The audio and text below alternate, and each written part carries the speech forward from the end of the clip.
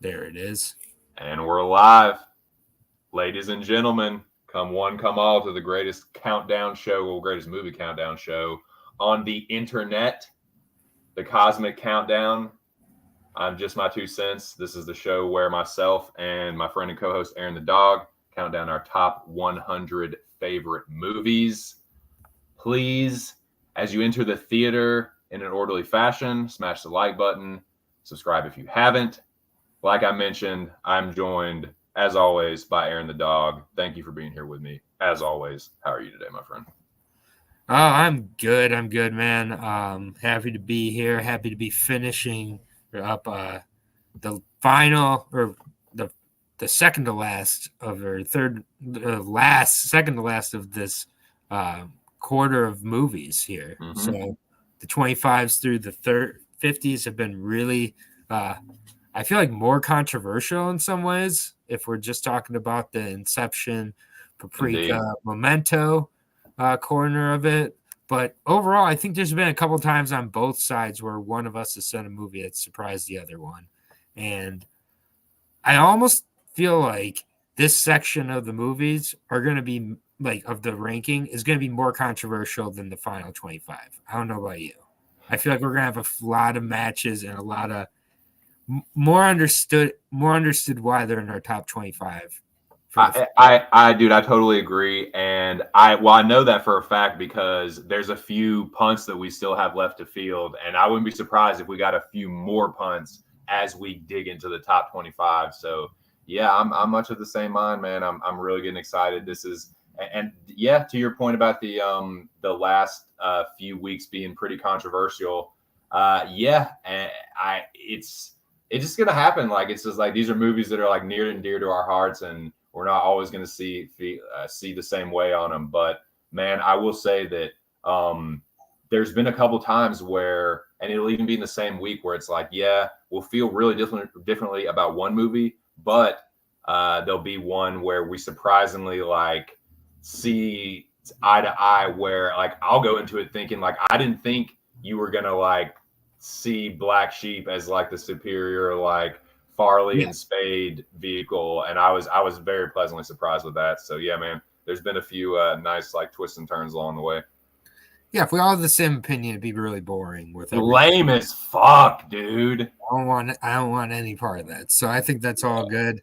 hell Yeah, yeah. so we're finishing up the 20s today. It's starting the fourth quarter, if you will. So where are we on? 26 now?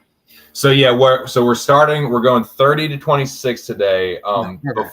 Before we get too far into this, I do want to give a couple shout outs. I tend to jump the gun sometimes, but first and foremost, shout out to the old lady for hooking us up with a sweet overlay. Shout out and salute to the greatest group chat in the world, the Dome, who always comes up in here strong. Appreciate it, boys. Yeah, and I got to give a special shout out today to my man QVR. Got Quinn's Deserted Island 2000s movie draft going on right now. These are my picks so far, and I have my next pick coming up. There's one person in front of me, dude, so I could get my next pick coming up any second now.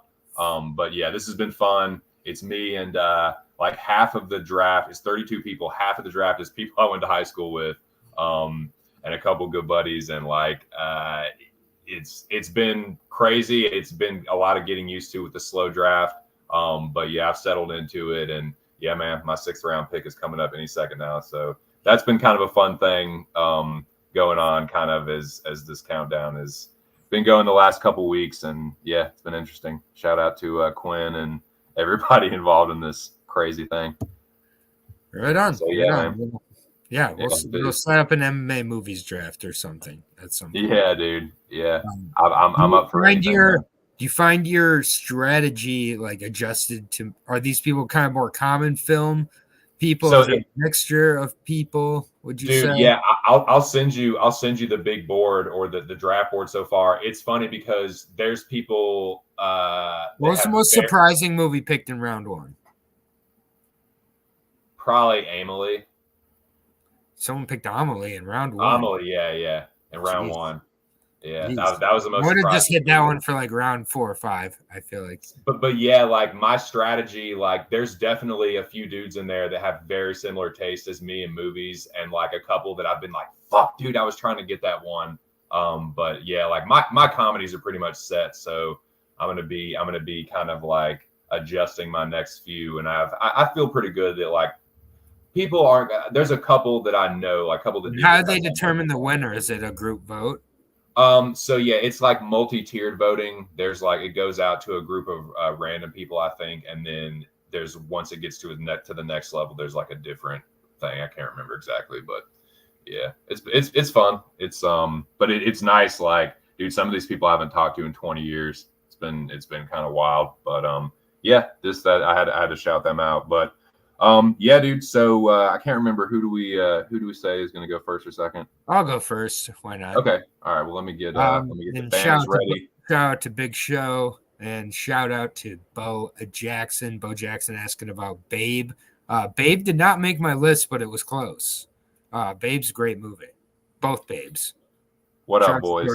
Shout out to George Miller. Have you ever seen? I haven't seen Babe in a long time.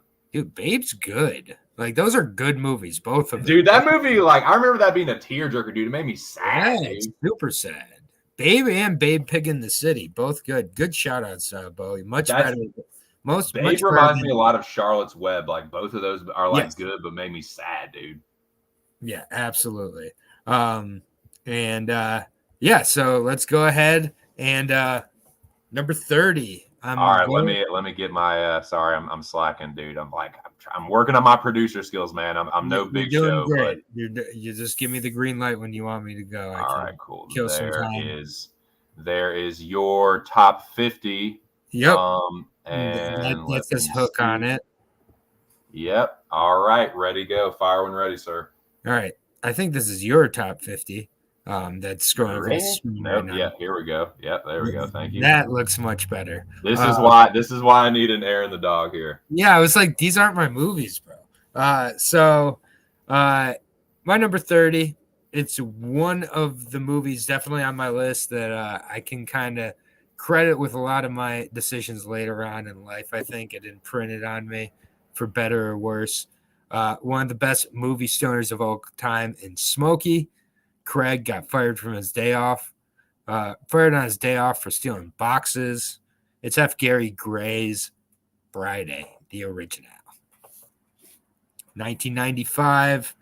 I saw this movie for the first time before I even knew what weed was, for one. So the smoking scene, I remember even as like a 6-year-old being really like, just like, what is he doing? Chris Tucker was just my favorite character ever. I didn't know why at the time, but makes sense as I've gotten older. Craig's dad, played by Bill. Is it Bill Witherspoon? Is that his name? John Witherspoon. John Witherspoon. My bad. Tommy Lister, obviously as Debo, iconic. Craig, Ice Cube, great, and then Nia Long at a very early Nia Long stage as Debbie. Debbie's sister asking to borrow Craig's VCR when he's trying to mooch the money. Like the whole plot of the movie. And then it gets very, very serious towards the end of the movie. The shootout at the end is great. The runaway from Big Worm's Goonies and everything. Smokey's mom yelling at him for knocking on the door like the damn police. Like just all the characters I love so much. The bum who slips in the liquor store and claims that it's because it was slippery. Oh my God, Ezel, yeah. Yeah, Ezel. The second one sucked because it didn't have Smokey. The third one sucks. It doesn't have Smokey. You can't have a Friday without Smokey. And it's just I agree. And this is fielding a punt. I had Friday a couple of weeks back, and yeah, man, it's a classic for a reason. And I too, like, I saw this a little before I started smoking. But what I like about it is like, and I think most stoners would agree, like, we can all identify at some point as being like Craig and like not knowing what it's like and being kind of like apprehensive about smoking. And then, you know, you get a little bit more experience and you watch Friday and you relate to Smokey a little bit more. And, but yeah, I've always thought Chris Tucker's hilarious. And Smokey is like definitely like a stoner like icon, like definitely like a stoner hero as far as like films go. And yeah, man, just a fucking smart ass like pothead. And dude, I love Friday for a lot of different reasons, but it's very much like a comfort movie in that like it reminds me a lot of like, especially when I was a younger stoner, like just a day where you had nothing to fucking do, started in the morning, get up, smoke early, all throughout the day. It's just going to be carefree. And like it, when I watch Friday, like, and I've done that while like being in that like state so many times that it's just like, yeah, Friday is like a timeless classic to me, and definitely like one of my favorite stoner movies for sure. Yeah. I mean, it beats out Pineapple Express for me for the best stoner movie ever. Still to this day, I think it holds up. So, yeah, shout out to Friday. I've seen it more than almost any movie as well. I can't get enough. I hated all the sequels. It sucks, unfortunately, because like the second one was just not what the first one was at all. And it just like it kind of sucks that's the direction I ended up taking it. And we never got another one with Smokey. I'd watch it. I'd watch it to this day if they announced it as a reboot. I would watch it. So like, dude, I used to give the second one a really hard time. It's not like I've watched it sort of semi recently. Like it's not that bad, but it definitely isn't the first one. The third one is pretty much unwatchable to me. Like I never even bothered with the third one. The second one was fine. It's meh. It's just like like it can't touch Friday, but like it's I don't hate it. Like I didn't really care for the third one at all. Yeah. But dude, yeah, Friday, God, it's funny. Like Big Worm is such a good like him and Debo are such good like bully characters, and the fucking late great Bernie Mac is the preacher. I can't remember the dude's name, but yeah, he's fucking funny. And the little guy, fucking fucking Felicia and the dude from the bad guy from Bad Santa. Yeah, I can't remember his name either, but yeah, dude, it's fucking hilarious. I could sit here and quote Friday all day, but I won't torture y'all with that. But yeah, dude, it's definitely like a stone. You put it on and it just does feel like a fucking Friday morning, like where you just fucking wake and bake and like just geek out and just not have a fucking care in the world. Yes, sir. Number 3. What up, Noah? Noah. Said wrong Chris Tucker movie. Me? Or his Cigweed comment. I think his Cigweed comment is the wrong movie. Oh, gotcha. Right on, dude. Well, yeah, another punt fielded. So yeah, we've had that was on your list. Yeah, we've had. What was that on your list? That Friday it was a couple weeks back. I feel it is. Is it in the top 50? It might have been just before. Hold on, let me see. I think it was. Yeah, it was number 55 for me. Okay. Yeah. So 25 movies in front here. Yep. All right. So that's another punt fielded. That makes we've had 8 punts so far. I will venture to say that we will get a dozen by the end of this, because I feel like as we get towards the top 25, I feel a couple more are gonna link up here. So that is number 30. That is a solid number 30, dude. I fucking love Friday. So my number 30 is, I feel like it's another classic comedy. It is definitely made earlier. Not even 20 years earlier, but almost. It's a movie that everyone has seen and everyone can quote. Some people, are higher on it than others. It won't surprise me if you say this is an overrated one. It's a lot of people will say it's overrated, but I find it to still. I watched it last night with the old lady, and we were both just laughing our asses off. It's one, like a couple other comedies on this list, where it's kind of hard to wear out, man, because they've tried to do it, man. They've tried to wear this one into the ground, and it still like gets laughs out of me. just because of the characters and the lines. So yeah, you all know this one, but it you know, you can if you say it's overrated, that's fine with me. And if you say it's too high, you know, whatever. But it was going to be somewhere on the list, and I don't have it quite in the top 25, but dude, it cracks me up every time. I figured out this was Caddyshack at like the beginning of your second argument of why this wasn't overrated. Yeah, I like it. I've watched it plenty. I liked it more when I was younger than as I've gotten older, actually. For some reason. I don't know why, but I mean, some legendary performances in this one for sure. And it does get, I think, kind of overhated at this point. I just don't love it. For sure. And honestly, I feel kind of the same way. I did like this one. It's gotten a little, I mean, obviously it's gotten dated. But I'll tell you what it is. This is who fucking Smales and Cervic, man. Like Bill Murray's character isn't quite as funny to me. Like Carl isn't quite as funny to me as he used to be. And I feel like his lines are some of the ones that kind of get like played out a little bit. But dude, Smales always gets like he always cracks me up, man. He is such a good fucking rich prick. Like, yes, he's such a good snob. He has some of the best lines, and Dangerfield is just Rodney Dangerfield. And I love him and fucking D'Annunzio going at it. The Italian caddy. Their little exchanges are really funny. Calling him Sabu and shit, and like their interactions are good. It's an early Brian Doyle Murray performance as Lou. I really like him as the dude that kind of is like the caddy leader or whatever, the manager. You see it? Pick it up. You, Angie, pick up that blood. He was cracking me up. Yep. And yeah, man, it's a classic.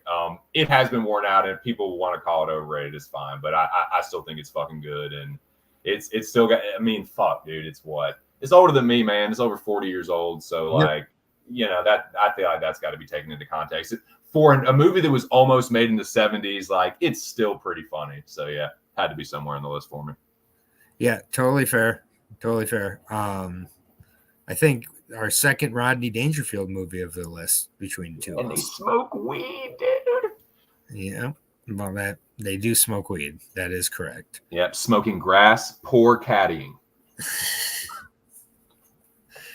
Yeah. That's my 30. I don't have anything else to say about Caddyshack.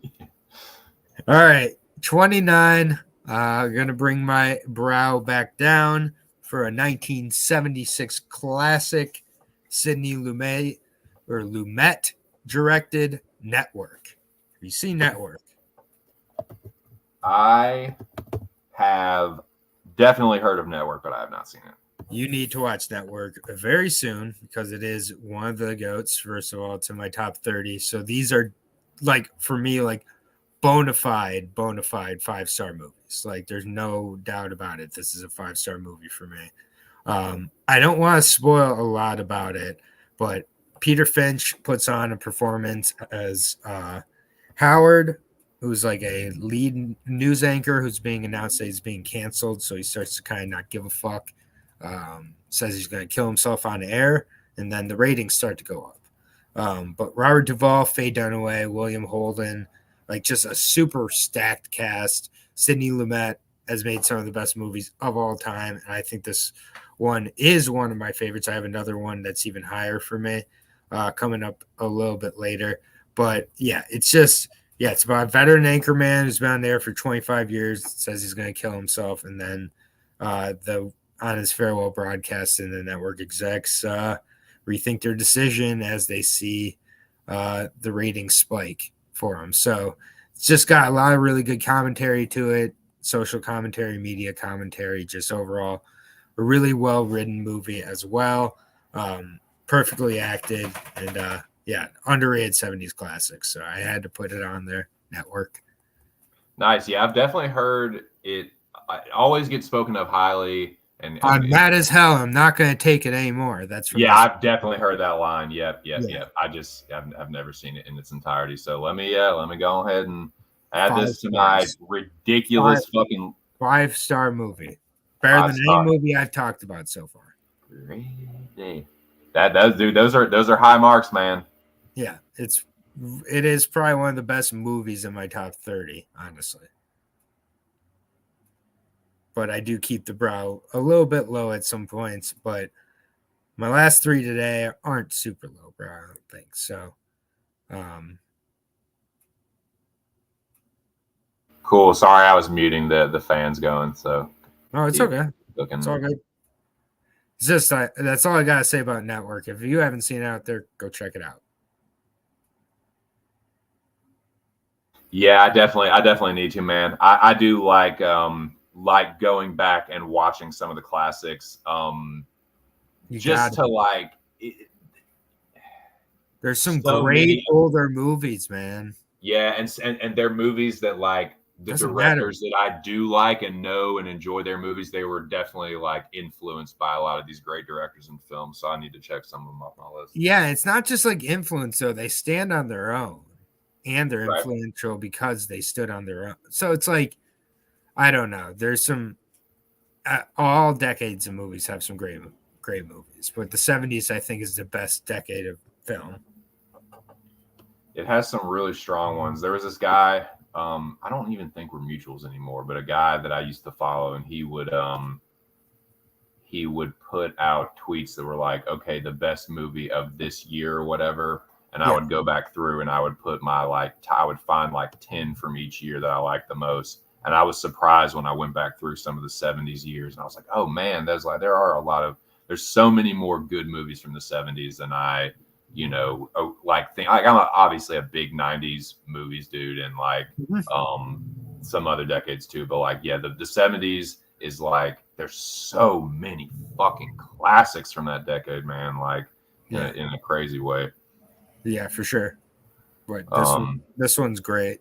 It has some dark comedy to it for sure, a lot of drama, but it's worth seeing, and I feel like it isn't brought up as enough of a classic.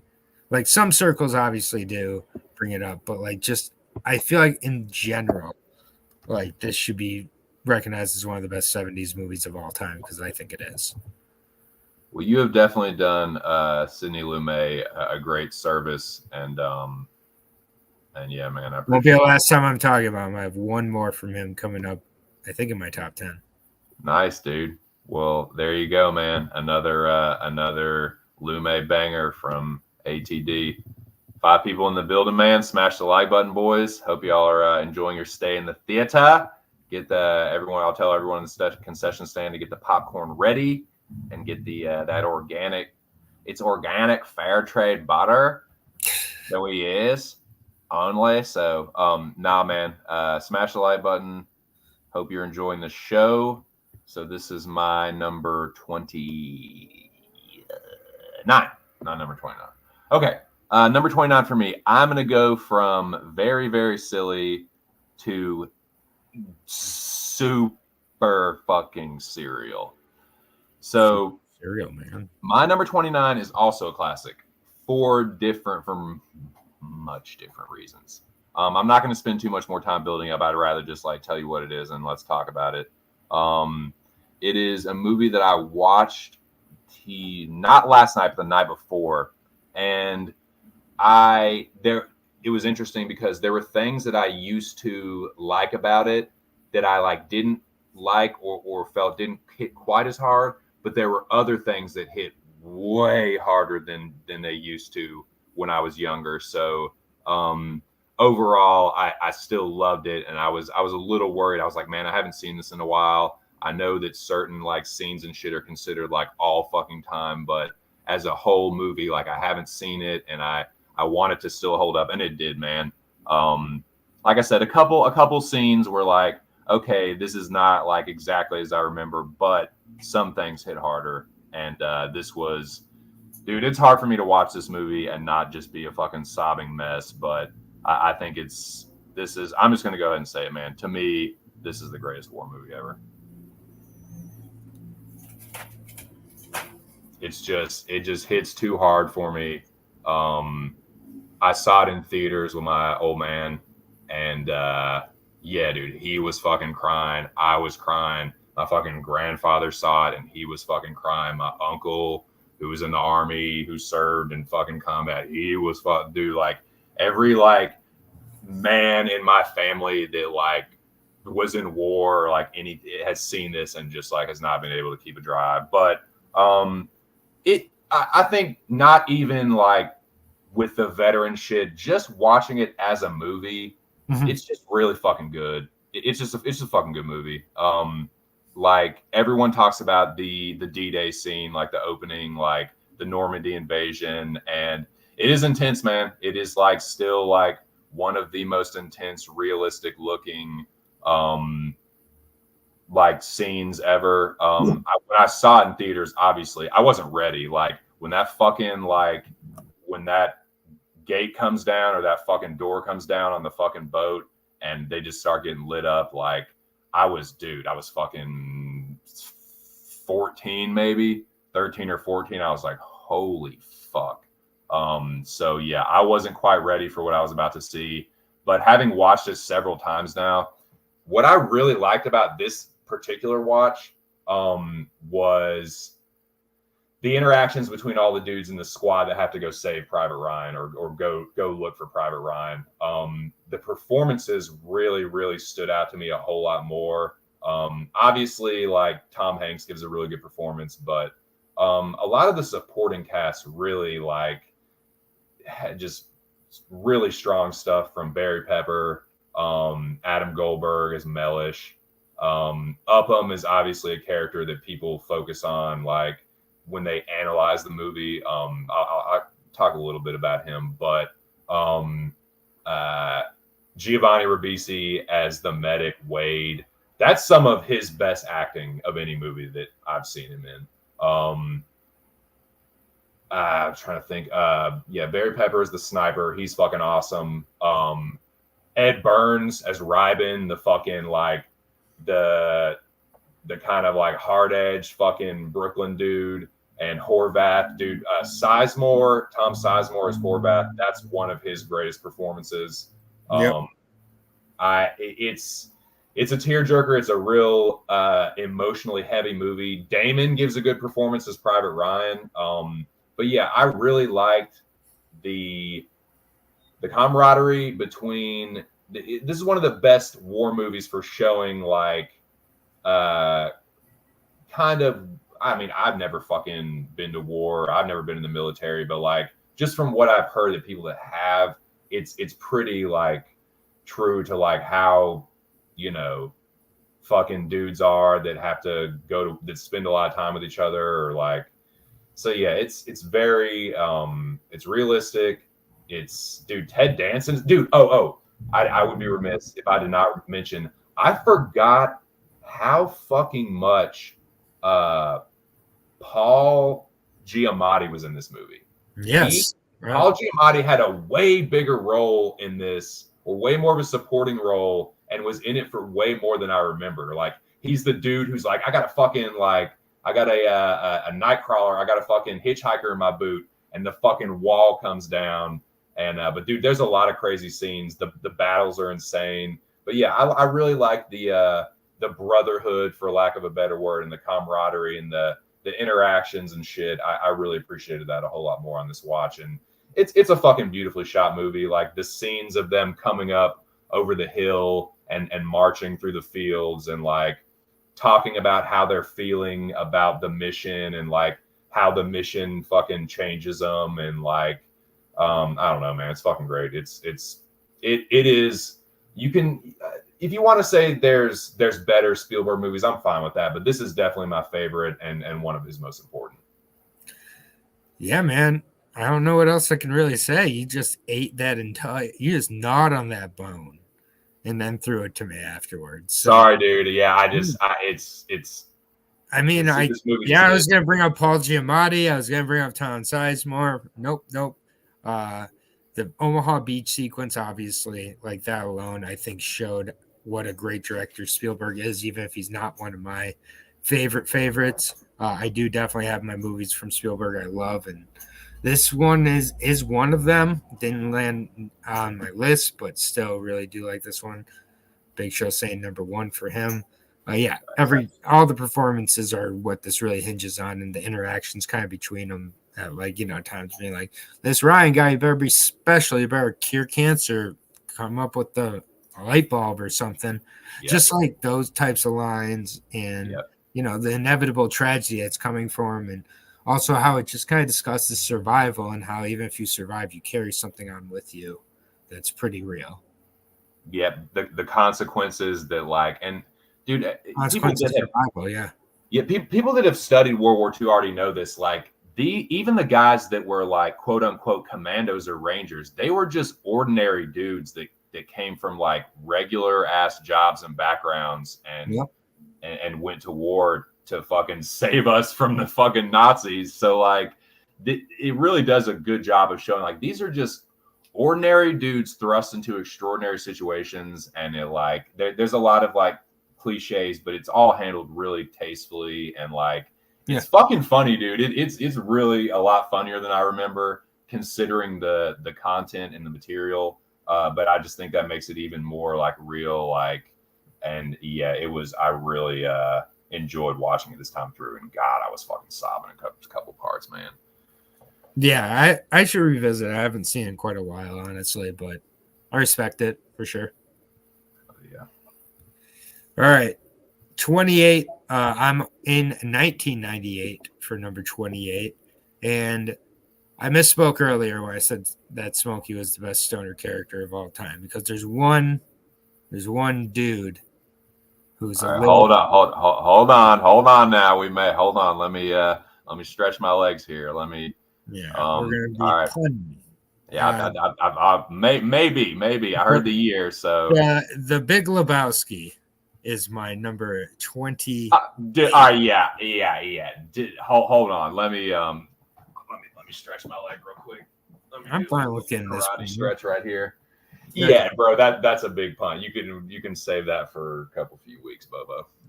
Yeah, fine. That's great. Yeah, let's go. Yeah, I love it. I know my next one's not a punt. Okay. So yeah, I will put it up here. Yep. 28 for me is the Big Lebowski. Now I feel embarrassed for being this low. Dude, no, it's okay. It's as long as it's top 50. Yeah. Should have been 25 probably. My bad. There's there's no aggression that doesn't need to stand. No, it's aggression will not stand, dude. Yeah, no, there's no aggression that doesn't need to worry about standing or not standing. But let me record this. So yeah, we will definitely just put a pin in that and happily circle back around to it. Yep, I'm glad it's getting punted. That's fine. Okay. But speaking of the brothers C, the old Coen bros. It's a name that may or may not be hearing more of in the not too distant future. So. Yep. All right, excuse me. So 28, 29 is Network, 28 is Lebowski. The big variety.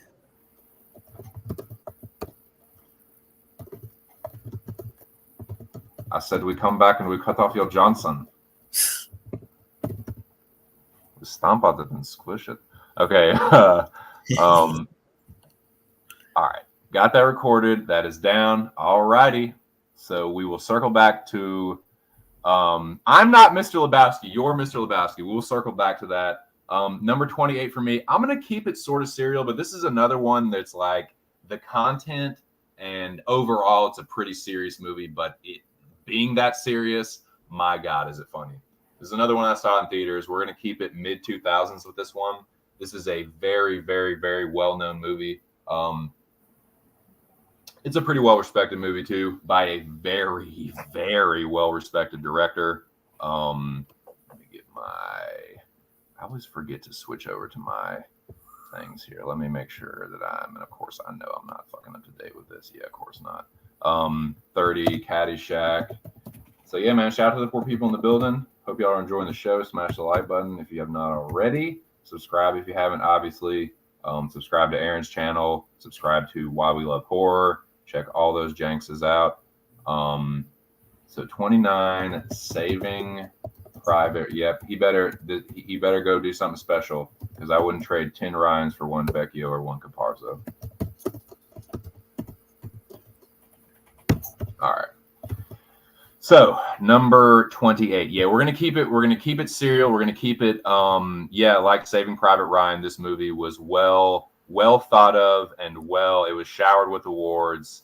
At the awesome Oscars, dude. So yeah, mid 2000s, number 28. Watching this recently. This was supposed to be a couple weeks back, and it got launched up. It was supposed to be in like the 50s or something, and it just got rocketed up. I don't know what I was thinking having it so low. Yeah, saw it in theaters. Still she bangs, still bangs. But yeah, 2006, Scorsese, Departed.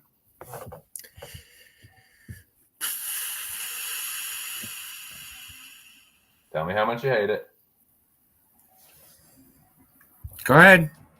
No, that's okay. I enjoy The Departed quite a bit. I also enjoy Infernal Affairs, which it's based on. And that kind of bothered me going into the movie, because it still is. It's a good cover. It's one of the best cover songs of all time, and I love Scorsese a lot. There's a few other Scorsese movies I have ahead of it. Sure. No, that's fine. Significant margin. I feel like he kind of cheated with this one. I would never. So this is how I feel about that, and I'm glad that you brought up Infernal Affairs. I have seen Infernal Affairs. I enjoy Infernal Affairs. I liked Infernal Affairs. I saw Departed first, and I am such a staunch defender of Departed. Yet and still, I saw Infernal Affairs, and I liked it. I didn't want to like it, but I was like, you know what? This is a fucking good movie. I just enjoy Departed more. It's really the performances, man. But I will say this. Unlike certain people, certain fucking directors that we talked about, not only was the source material acknowledged, they actually paid millions of dollars to buy the rights to film Infernal Affairs. So this was acknowledged. This was like, okay. Yeah, no, he wasn't trying to get away with anything. Of course not. But, right. Yeah. So, yeah, exactly. So they're like, okay, we're gonna buy the rights to this movie. We're gonna take the premise of Infernal Affairs, where it's a mole from an organized crime or a criminal organization that gets planted in the police department, juxtaposed to a undercover cop that gets planted in that same criminal organization. So that's the basic skeletal structure that was borrowed from Infernal Affairs. So with that being said, yeah, I love The Departed, man. I didn't know anything about it going into it. And I was kind of lukewarm. I've been lukewarm on DiCaprio at that point. But I'm sorry, man. This was a fucking Oscar snub. This is one of DiCaprio's best performances. He absolutely gave it everything he had. And I think that Billy Costigan personally is a fascinating character. I feel like he's one of the most interesting characters in the film. It's a kid that has, like, you know, parents divorced. Dad and uncle are sort of involved with organized crime. The mom is hoity-toity. So he grows up like, you know, both upper middle class and kind of trashy. So he's the one that gets picked to, like, okay, you are not useful to the police department as a normal, like, patrol guy. We're going to use you as our fucking snitch. Like, you're going to be our fucking rat. It's a believable, like, you know, your uncle is connected. So he's the one that ends up getting in with Jack Nicholson's crew. And then Matt Damon is, as a kid in the neighborhood, you know, Costello, Jack Nicholson, he gets his hooks into him at a young age, and he ends up grooming him to become his fucking mole in the state police. So it's really the performances, man, that give it an edge over the source material to me. Obviously, it's like other things I can relate to more, like that it's like English speaking. I don't know, just that, and like, dude, it's people really give Jack Nicholson a hard time for this performance, and they're like, oh, this is just Jack being Jack. So what? It's awesome. Like, he's hilarious as Costello. He's really fucking ruthless as dude. The scene where he is grilling DiCaprio as to whether he's a cop or not, dude, I fucking love that scene. He's like sitting there. Leo doesn't know what's about to go on. He's kind of like, what the fuck are you doing? He's kind of like sitting there talking, like thinking to himself, like, you know, it's not beyond some fucking cop prick like Queen to pull you out of the Stadies and send you after me. I just can't know. And he grabs that fucking boot, just boom. Are you still a cop? Boom. It's just like, holy dude. I think his performance is badass. I think Leonardo DiCaprio got snubbed. I think he absolutely should have won the Oscar either for supporting. He got nominated for Blood Diamond that year, dude. I'm sorry. Blood Diamond does not hold a fucking candle to The Departed. That was some ridiculous publicity shit. Like, I don't know what that was, but DiCaprio's performance in The Departed kicks the living dog shit out of his one in Blood Diamond, which I don't think is a terrible movie. But like, I love this movie. I probably love it more than some people do, and I understand that like people consider like a couple other Scorsese movies better, and that's fine. I'm not going to try and argue that. But I think this is one of his better movies. I think it's fucking hilarious. Wahlberg is also obviously hysterical, but dude, Alec Baldwin, this is one of my favorite Alec Baldwin performances. He is hysterical as the captain, like the leader of the fucking special investigation unit that Matt Damon ends up in. He is a fucking hoot. But yeah, this movie is really funny, great soundtrack. As other Scorsese movies, when it gets violent, dude, it is brutal, man. Like, the fight scenes are swift, realistic looking, and fucking brutal, dude. Leo, Matt Damon, and Mark Wahlberg getting several fist fights. Leo gets his hands dirty a lot. But yeah, man, I fucking love this movie. I think, yeah, it was viewed as more of like a Lifetime Achievement Award for some of Scorsese's previous Oscar snubs. But yeah, without getting too much into that, I fucking love this movie, and I think it's one of Scorsese's better ones. Absolutely my favorite. Yeah, no, I really did like it, honestly. I saw it before Infernal Affairs as well. And, you know, they weren't trying to make it a secret either. And there's just like a few times it doesn't quite jive all the way for me. And then there's like the obvious like rat symbolism at like dude, there's like some huge plot holes too. Like, I'm not gonna call it a perfect, like there's some absurd plot holes, like what? But like I can acknowledge that too. But for I guess this is Scorsese's most common movie, like you would say. One of his more pop, like one of his most like for casual fans to be like, oh dude, I know Departed, you know, like yeah. So like, it's good for all things considered with that. I love Jack Nicholson's performance, so we'll hear no slander of that at all. And dude, I gotta say, Matt Damon, this was one of the first performances where I liked him in Born Identity, but I was like, you know what, Matt Damon, as I've watched this movie over the years, I've grown to, because I hated his character the first time I saw it. And when you see, like, if anyone hasn't seen it, I won't spoil it for you. But, like, after the shit that happens, I was like, dude, I hate this fucking character. But, like, he puts on a really good performance as I agree. The guy, because Leo's character is a dude that wants to do the right thing, but he just can't get out of his own way. And then Matt Damon is somebody that thinks he has all the fucking answers, thinks he is in control, and his life starts slowly unraveling. And, like, watching him, like, start to implode, like he puts on a good performance, man. Like I agree. Everyone kind of does their fucking job. I agree, man. Yeah, good 28, and still a really good movie. I will say this, no spoiler alert, it is one of the most shocking death scenes, like first time for me. It's still up there, like it's still jaw-dropping shocking death for me. I will say that. Last satisfying too. Dude, it was like, holy fuck. So yeah, crazy. Yep. All right. So I know my 27 you're not going to agree with. We talked about this movie a long time ago.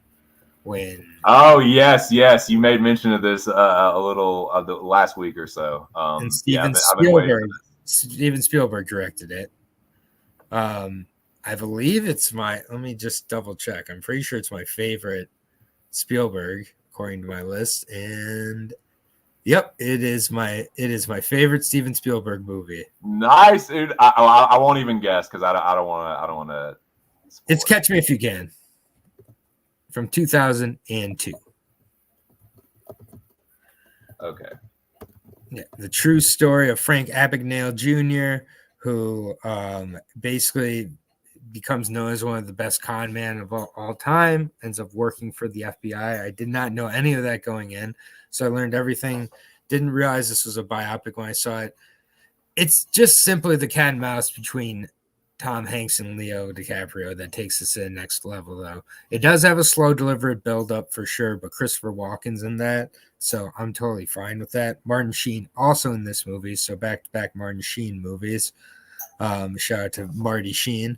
Oh yeah, dude, Martin Sheen, yeah, definitely. He gives another stellar in Departed, but yeah, Martin Sheen, great actor, man.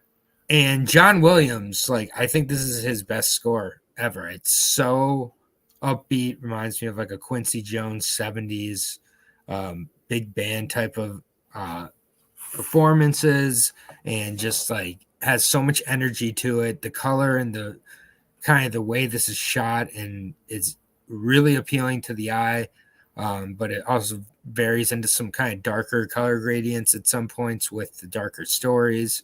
Has a really good up and down story throughout it.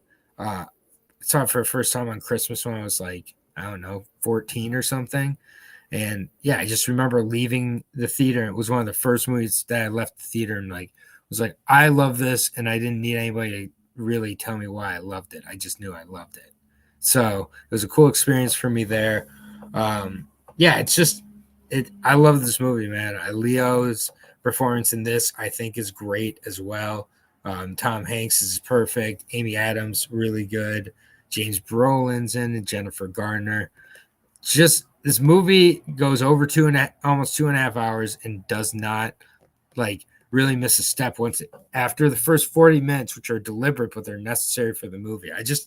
I don't know. I feel like this is a perfect movie. It's a great ode to older movies while still kind of taking advantage of the modern time it came out in.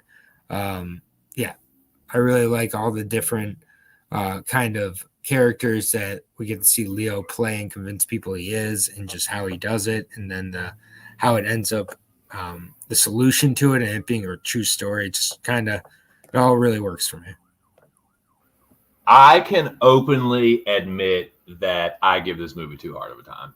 I do vaguely remember us talking about this before. So when I've only seen this movie one time, and when I saw it, like I kind of mentioned when I was talking about Departed, I was not a big DiCaprio guy because you have to understand, I grew up knowing Leonardo DiCaprio.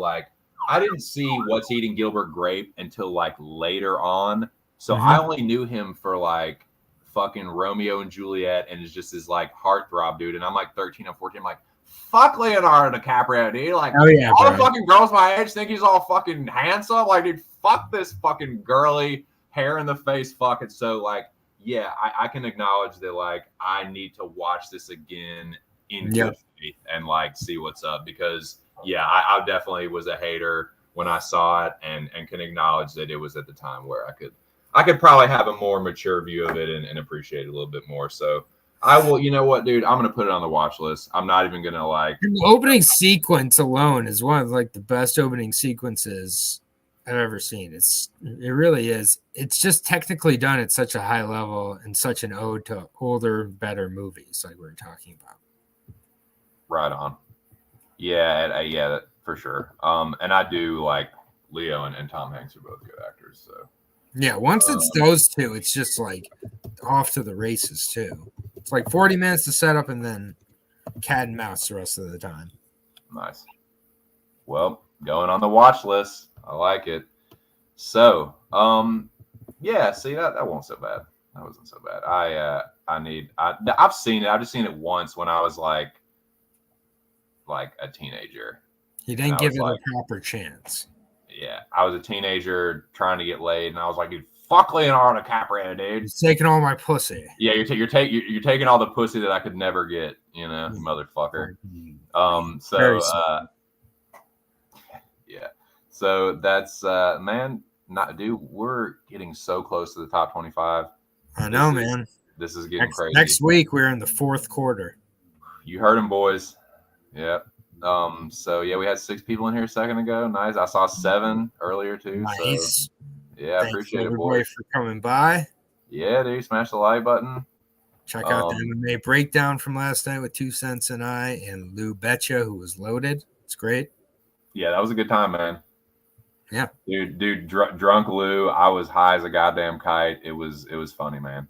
Yep, it was a real meeting. It was a real Mensa meeting. So, all right, let me. Do I have my fucking shits up there? Great. Yeah, I do. Dak shows up exactly. The Departed, and I'm working on my fucking producer skills. I promise you, boys. It takes me a while to learn stuff, but once I learn it, I got it. Okay. Now, my number 27. If people were watching this for the first time and kind of like watching the last couple movies that I'd put out, like Saving Private Ryan and The Departed, and then they see this one ahead of those two, they're like, dude, are you? You're drunk, baby. Oh my God. So, yeah, I'm not saying that this movie is better than fucking The Departed or Saving Private Ryan. I'm just saying I like it more. I've watched it more. It has way more rewatchability. So that is kind of that's one factor that I use to kind of like help me rank these, because I enjoy and love all these movies. Like Aaron said about what was the Network? I think these are all, to me, 5-star movies. So this one is too, man, and this is one that I saw in theaters. I didn't know it is come from source material. It's based on a graphic novel, and when I saw it in theaters, I was totally blown away. It was such a fucking good time. It's definitely aged a little bit and feels more like a 2000s movie than a 2010s movie. It is in the 2010s barely, but I just think it's a lot of fun, man. It's a great blend of comedy and really over the top, like dark humor. But man, I just love it. I love it through and through. And yeah, I saw this in theaters, and yeah, I own it on Blu-ray. Actually, it looks real nice in Blu-ray, and I love that things have gotten into 4K now, because Blu-rays are fucking way cheaper, which is awesome. I got a Sony Blu-ray player, and very nice. I like this. But yeah, man. Number 27 for me. This is a wild movie. It's a lot of fun. It's a good time, and it fucking kicks ass. Oh yeah, ass kick. I fucking love Kick Ass, dude. Yeah, man. I'm such a big fan of this fucking movie. I love this fucking movie through and through. It speaks to me, bro. Yeah, honestly, it could have easily made my top 100. I agree. Like somehow, like along the way, got cool to hate on this movie, and I'm not sure why exactly, but I feel like it handled like an adult comic type of story or graphic novel really, really well. I think Aaron Taylor Johnson's perfect. Christopher Mintz-Plasse, obviously, really great. I feel like the world they set up, it's like it maintains like a level of like dark brutality that I think The Boys owes a lot to. Yeah. Because I think this movie walks so that could crawl. Exactly. It's the same tone. Dark humor, violent, but it does have a heart and soul. And I don't know, man, like I can relate a lot to Dave Lazowski. That character, like being a teenager that read fucking comics. I was definitely a fanboy growing up, and wanting to like, man, I wish that I had superpowers. I would do this, that, and the third. I would help, like wanting to fucking have superpowers and use it to help people. Like I love this scene, the first scene where he really like becomes Kick-Ass, and like he saves that dude from getting like jumped by those 3 guys, and the dude captures it on film. Like I've always loved that fight scene. The fucking soundtrack kicks ass, man. The Prodigy did the soundtrack. R.I.P. Keith Flint. But dude, it's the Omen by the Prodigy is one of my favorite Prodigy songs, and it's the song that's playing when he becomes Kick-Ass. And dude, Mark Strong is so good as fucking Frank D'Amico. He's a great fucking villain. He always knocks it out of the park. But this is one of my favorite roles of his. Definitely one of my favorite Matthew Vaughn movies. There's some other ones that I like too, but this is my shit. And yeah, man, Aaron Taylor Johnson, for a British like dude that has a Cockney accent in real life, he does a pretty good like job of playing an American teenager. Very believable as just like this nobody high school kid that like gets thrust into this crazy dude. Your boy Nick Cage is out of his mind in the best way. Dude, he is so good in this. Tragic death. Dude, God, it brought tears to my eyes, dude. Like, this is another one too where I get like emotional during the action scenes. Like Vaughn does a real good job of combining the music and the just real powerful, rousing action scenes, man. Hit Girl's rampage through fucking D'Amico's headquarters is still one of the funnest, like most badass, like, and when he gets the fucking the shit at the end, like, I don't want to spoil it for anyone that hasn't seen it, but dude, I fucking love this movie, man. It's funny, it's badass. I love the fucking theme song too. It's like, I fucking love everything about it, man. Very rewatchable for me. Yeah, no, I have no real notes here, man. This is a great movie. I never saw the second one out of fear of how much it dropped off the first one. So maybe I'll watch it at some point here. But yeah, I really did. Yeah, this movie, I feel like just got cool to hate on for some reason, like 5 years ago or so. But when I saw it, like, I was just blown away by how it started too. It got my attention right away by how it starts and kind of with the suicide reveal. Yeah. The character, I was like, man, reminded me a lot of a James Gunn movie, honestly, in a very for way. Sure. And yeah, no, this movie kicks ass. Great choice. Could have easily made my list up to this point. Even I'm kind of surprised it didn't make my list. I think it was one of my close honorable mentions, though. Dude, I was kind of like, I was flirting with putting it in my top 25. There's a couple others that's like, okay, I've seen this movie a million times more, but yeah, man, I'm very fond of this movie. And I got to shout out a fellow native Arkansan, fucking Clark Duke is very funny as his friend. Yeah, and it's hard for Clark Evan Duke. Peters too, man. Evan Peters is his other buddy. Mm-hmm. And so yeah, there's some good supporting roles too, man. But yeah, I fucking love Kick-Ass. Yeah, great shout, Hell yeah, dude. I like that you enjoy it as well. That's tight. Yeah. All right, 26. I'm going with, I believe, my last animated movie on my list. Is that correct? Shit. Yeah, it is the final animated movie on my list, and it's actually a stop motion animated movie. Oh shit. By Wes Anderson. Fantastic Mr. Fox. I'll be honest, I grew up with this book. It's not a very long book, and not trying to brag about reading or anything, but grew up with this book, and the way that this was adapted, without like Wes Anderson putting all of his Wes Andersonisms on the movie, was actually really, really remarkable. What was able to be kind of developed there. Alexander Desplat, who did a bunch of the Marvel movies and he's done a ton of really great stuff, honestly.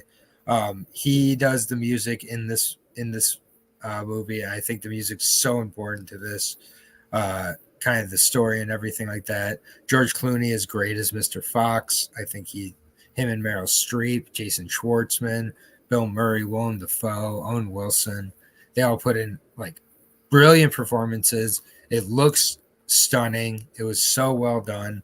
And it really does adapt the short story into legitimate full feature, and it doesn't feel like it's overstuffed or overstretched or anything like that. It feels like just the right amount of adult kind of sensibilities are added to it, while you can still watch it when you're younger. I loved it, man. I know it said he's creeped him out. I don't know. Dude, Noah has been fucking busting our chops, dude. Like, shout out to Noah for hitting us with his zingers on these fucking things. I remember him fucking like what did he give me so much grief for it? He was like, God, he was like that top 50? Get the fuck out of here, dude. I can't remember what it was. Yeah, no, it's all good though. I got a confession to make, and you're gonna kill me. I've never seen it. That's fine. But you tell you what, you got me curious to watch it though. It's good. You don't have to have kids or anything to watch it. It's for sure an adult animated. I like a good quality animated, Jank. Yeah, man. Great performances. Creepy to some, endearing to others.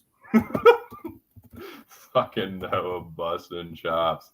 Fantastic, Mr. Fox. Yep. And the final of the third quarter goes to you, sir. The fantastic Mr. Fox. All right. Good. I'm getting, dude, my fucking, I'm gonna have to start a new fucking banner here in a second, man. My watch list is filling up so much. I'm getting up to the 1,000 characters. All right.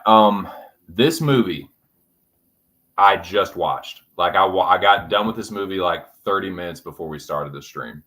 And it is another one. I felt this way with a lot of these movies because I hadn't seen it in a while. I was like, oh my God, dude, do I have this too high? Like, do I have it too low? Should this be in my top 25? I've been doing so much rearranging as far as like, I haven't done much like, okay, pull a movie from the outside in. But as far as like ranking them up and down, I've been doing a lot of rearranging with that. So I was kind of worried I was going to have to do it again here.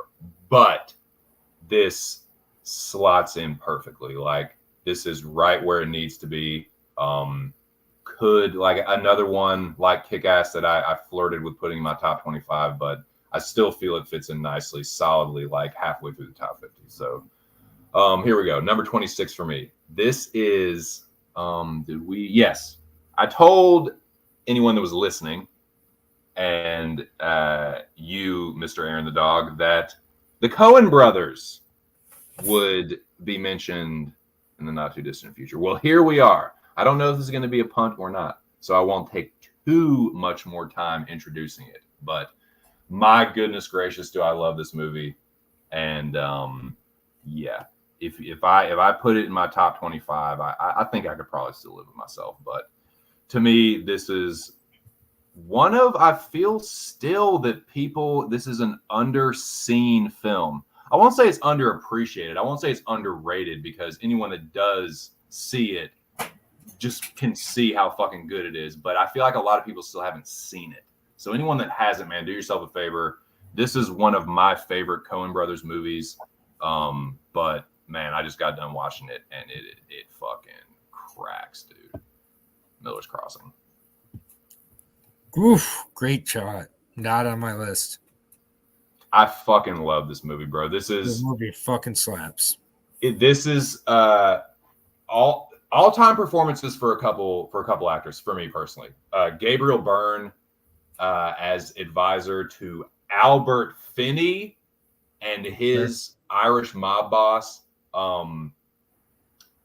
Dude, John Polito gives a career best to me here as Johnny Casper. Giovanni Casparo, the Italian mob boss rival to Albert Finney's character. Marcia Gay Harden kills it as the love interest of both Albert Finney and Gabriel Byrne. One of John Turturro's best performances, as his character is kind of like he drives a lot of the conflict. In fact, all the conflict.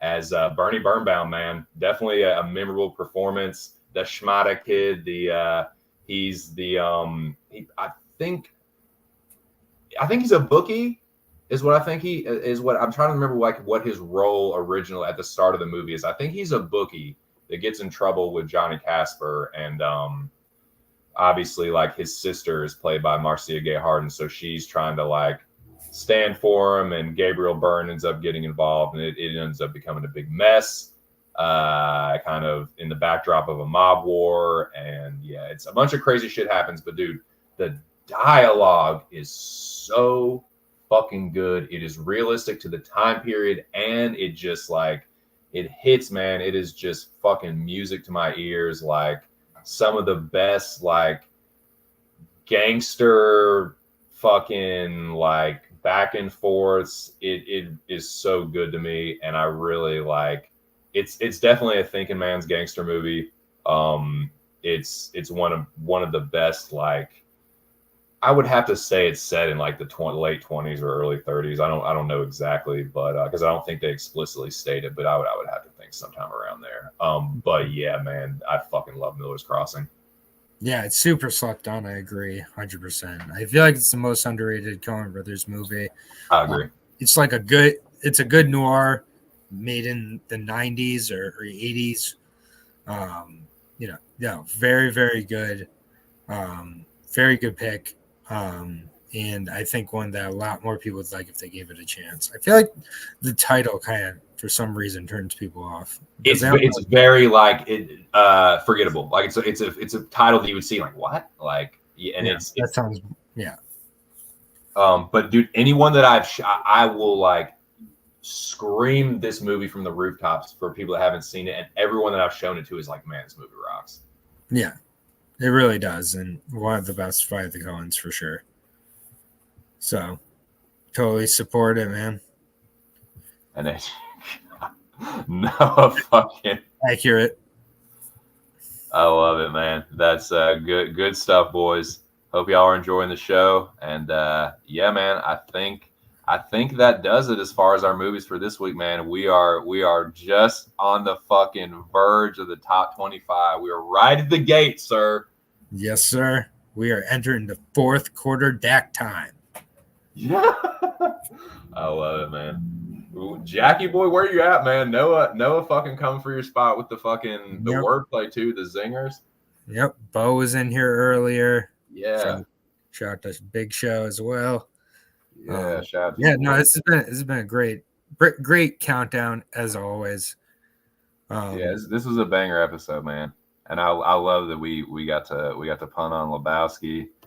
And so do you have any recommendations for the people? So this week, I would say so far in 2024, I'm not hitting it out of the ballpark yet with anything new I've seen. One of the older movies that I did get to rewatch, though, and it always holds up. For one is The Fly. I got to rewatch that. David Cronenberg's The Fly, which I just think is such a great, fun time. But I also got to rewatch Rosemary's Baby. If you haven't seen Rosemary's Baby, it is worth the slow burn that you kind of get into. It's so well executed, so well done. 1960 classic fucking movie. I'll co-sign both of those. Yeah, Mia Farrow, excellent. John Cassavetes, excellent. Ruth Gordon, excellent. So, and Roman Polanski might have been a creep, but creepy people make good art sometimes, it appears. So yeah, you can separate the art from the artist sometimes and still find something that's that you can acknowledge that's like, this is a good movie. It's one of the best like slow burn. You slowly realize what the fuck is going on, and it really, those are usually the kind of movies that creep me out the most, the ones that slowly get under your skin, and then by the time the reveal hits, it really makes like the hair. And it is one that has that I word influential to it. You'll see the influence it's had on horror and other dramas everywhere. Rosemary's Baby is just a masterwork. Same with The Fly. Like, I believe it was on my list anyways. Yeah, definitely. Like, it's just a perfect horror movie. It is great, dude. It's a movie that really shakes you to the core as far as like, I mean, yeah, there's the metaphor of like the decay of the human body. And I think that it's one of those, like, it's a body horror that gets right to like the core of why horror movie makes people feel uncomfortable and why it's so like powerful and like fucking David Cronenberg unnerving. Yeah, David Cronenberg just rules. Yeah, dude. He's a pioneer, dude. He really is. Yep, and he's still making movies. I think he's getting ready to release his next one this year or next year. So, And he More passed me. he passed his boundary pushing DNA onto fucking Brandon, and he's carrying the mantle pretty fucking well. Yes, sir. Infinity Pool, one of my favorites of last year. Dude, he's just fucking getting started too, man. Yep, he's getting better. What about you? You got anything? Dude, I'm gonna go ahead and say it took me a couple episodes, but I finally got into the second season of Fargo where I enjoyed it. It's not, I don't like it quite as much as the first season, but I'm getting to the point where like, okay, I'm enjoying this season for what it is now, and I'm like, okay, this is the story, and I'm liking it. So it's keeping my interest, and I know that the third season goes kind of back. It's all kind of interconnected loosely, but yes, The fifth season holds up pretty well throughout. hell yes. So I'm halfway through, and I'm gonna finish this one out, and it's keeping my interest. So yeah, thank you for recommending Fargo. Right on. Yeah, that's all I got, man. Any final thoughts from you, my dude? No, man. I've, as always, had a great time. Looking forward to entering the fourth quarter next week. Glad I could get, back and do it at a decent time here as well. Shout out to Dome, shout out to Noah, the General, Bo, anybody else. It's everywhere you can find me. Yes. Thank you. Appreciate it, boys. And dude, thank you. This really has been a blast. And boys, if you like what you hear, don't miss out on the top 25, which is next fucking week. You have to wait no further than that. So we'll be back. Man, let me know whatever time works good for you. And you tell me, and I'll put out the tweet and shit. Yes, sir. Cool. Thank you for having me. Man, this was a really great episode, and thank you again. Always. All right, man. Well, for Aaron the dog, this is just my 2 cents. Thanks again, boys. Please file out of the theater in a nice, orderly fashion. Smash the like button, subscribe if you haven't, and we will catch y'all next week. Peace.